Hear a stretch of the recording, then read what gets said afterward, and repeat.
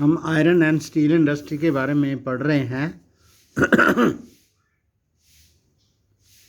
तो यहाँ पर जो स्टील मिलें लगाई जाती हैं वहाँ पर कोयला होता है, लोअर प्रोडक्टिव लेबर है, तो लोअर प्रोडक्टिविटी ऑफ लेबर, तो irregular supply of energy and the poor infrastructure अगर होगा तो वहाँ पर ये मिलें स्थापित नहीं हो सकती। We also import good quality steel from other countries, तो अच्छी क्वालिटी वाला जो स्टील है हम बाहर के देशों से मंगाते हैं। However the overall production of steel is sufficient to meet our domestic demand. हमारी घरेलू जो मांग है स्टील की उसको पूरा करने के लिए हमारे पास काफ़ी मात्रा में स्टील मौजूद है। Liberalisation and foreign direct investment have given a boost to the industry. तो लिबरलाइजेशन और फॉरेन डायरेक्ट इन्वेस्टमेंट जो हमने इकोनॉमिक्स में पढ़ी है तो वो जो है उसने हमारे देश में स्टील इंडस्ट्री को काफ़ी बढ़ावा दिया है with the effort of private entrepreneurs. तो जो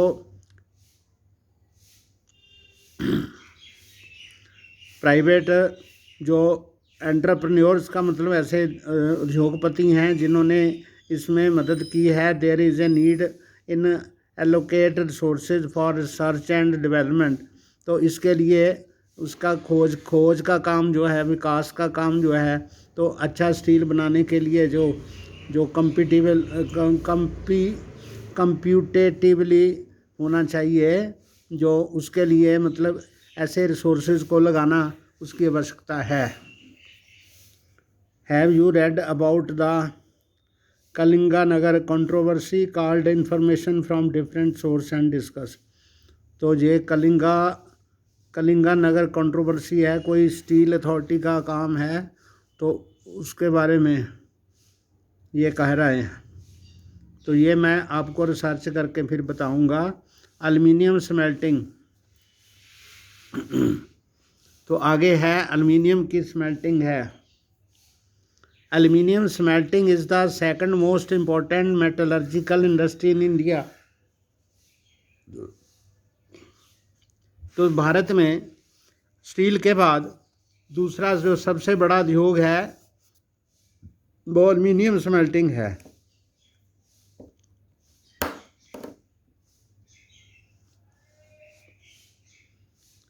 इट इज़ लाइट, ये हल्का होता है, रेजिस्टेंट टू करोशन, इसको जंग नहीं लगता, a good conductor of heat, ताप का अच्छा चालक होता है, malleable and becomes strong when it is mixed with other metals. तो ये इसकी चादरें बनाई जा सकती हैं, इसकी तारें बनाई जा सकती हैं, और ये जब दूसरी मेटल्स के साथ मिलता है तो ये बहुत स्ट्रॉन्ग बन जाता है। It is use to manufacture aircraft, तो हवाई जहाज़ बनाने में उसके निर्माण में इसका प्रयोग होता है, बर्तन बनाने में, यूटेंसिल्स एंड वायर बनाने में। तो जैसे जो ओवरहेड लाइंस होती हैं, बिजली की तारें होती हैं जो खंभों के ऊपर होती हैं, लंबी लंबी तारें होती हैं, उनको स्टील वायर के साथ ऐसे एल्युमिनियम की वायर को लपेट के बनाया जाता है। It has gained popularity as the substitute of steel, copper, zinc and lead in number of industries. बहुत सारी इंडस्ट्रीज़ में इसने स्टील, कॉपर और जिंक और लेड आदि का स्थान ले लिया है। Aluminium smelting plants in the country are located in Orissa, West Bengal, Kerala, Uttar Pradesh, Chhattisgarh, Maharashtra and Tamil Nadu. तो इन जगहों पर इसके जो स्मेल्टिंग प्लांट हैं। In 2008 and 9, India produced over 15.29 lakh million tons of aluminium। तो इसका जो ओर है बॉक्साइट है। The raw material used in the smelters is very बल्कि, बहुत ज़्यादा मात्रा में वहाँ खपत होती है। डार्क रेडिश कलर्ड होता है, ये रॉक होती है, ज़मीन से निकलती है।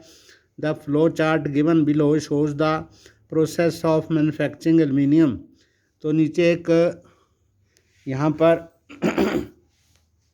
ये एक फ़्लो चार्ट दिया हुआ है, इसमें अलग अलग जो प्रोसेसेस हैं वो बताती हैं कि बॉक्साइट से कैसे एल्युमिनियम बनता है।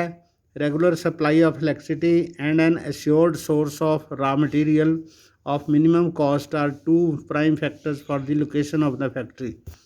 किसी ऐसी एल्युमिनियम की स्मेल्टिंग की फैक्ट्री लगाने के लिए जो सबसे ज़्यादा एसेंशियल चीज़ है वो इलेक्ट्रिसिटी है, और इसके जो रॉ मटेरियल हैं वो अश्योर होने चाहिए, हमें मिलने चाहिए, तभी ये बन सकती है। A factory produces aluminium saucepans with plastic handles. तो एक फैक्ट्री है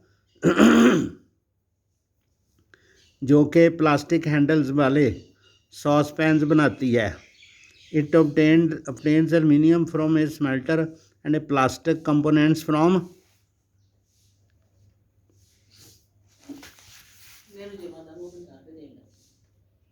another factory. All the manufactured saucepans are sent to a warehouse.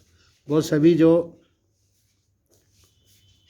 जितने भी मैन्युफैक्चर्ड सॉसपैन हैं वो एक और वेयर हाउस मतलब एक स्टोर है वहाँ पर भेजे जाते हैं।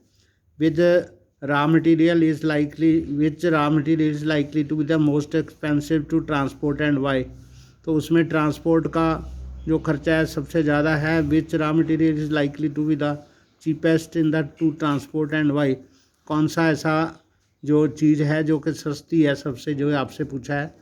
Do you think the cost of transporting the finished products after packaging is likely to be cheaper or more expensive than the cost of transporting aluminium and plastic? Why? तो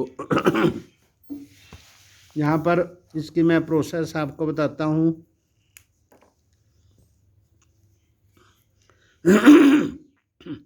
bauxite raw material जो है खान से निकलता है, उसको transport किया जाता है रेल और शिप द्वारा।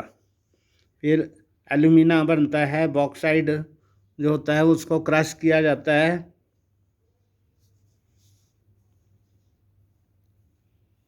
And alumina dissolved out. तो एल्यूमिना रिफाइनरी से रिफाइन होता है, उसके बाद बल्क और शिप्ड टू साइट स्मेल्टर। यहाँ पर स्मेल्टिंग करनी है वहाँ पर उसको भेजा जाता है। तो कैल्सिनेटेड पेट्रोलियम कोक फॉर रिफाइनरी के लिए कोक की ज़रूरत होती है, और पिच फ्रॉम कॉयलरी वो पैदा की जाती है। उसके बाद क्रायोलाइट बनता है। A molten metal acts as an electrolyte. तो एल्युमिनियम स्मेल्टर को भेजा जाता है। एल्युमिनियम स्मेल्टर से electricity 18,600 kilowatt hour per ton of ore उसमें यूज़ होती है उसको मेल्ट करने के लिए।